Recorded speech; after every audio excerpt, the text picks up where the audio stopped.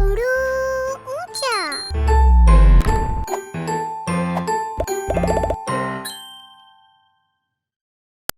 हम वो अल्फाज सीखेंगे जिनमें पे दरमियान में आता है। इन तस्वीर को गौर से देखें और बताएं कि ये किन चीजों की तस्वीरें हैं। पपीता, चप्पल, चारपाई।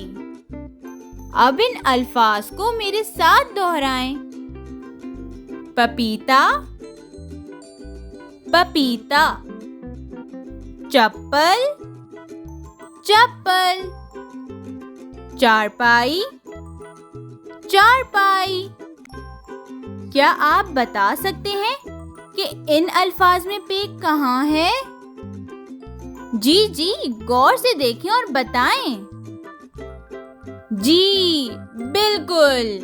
इन अल्फाज में पे दरमियान में लिखा है और ये भी पे की आधी शक्ल है। पे अल्फाज के शुरू में हो या दरमियान में, पे आधी शक्ल में लिखा जाता है। चलें अब इन अल्फाज को एक और मर्तबा मेरे साथ दोहराएं। पपीता, चप्पल, चारपाई। शाबाश। अब हम पे लिखना सीखेंगे। जैसे हमने बे लिखा था, इसी तरह पे भी लिखा जाता है। दो तरफ कुछ फासले से छोटी लकीरें खींचें और इन्हें दरमियान में लकीर खींचकर आपस में मिला दें और नीचे 3 नुक्ते लगा दें। जी, बिल्कुल इसी तरह। शाबाश, बहुत खूब।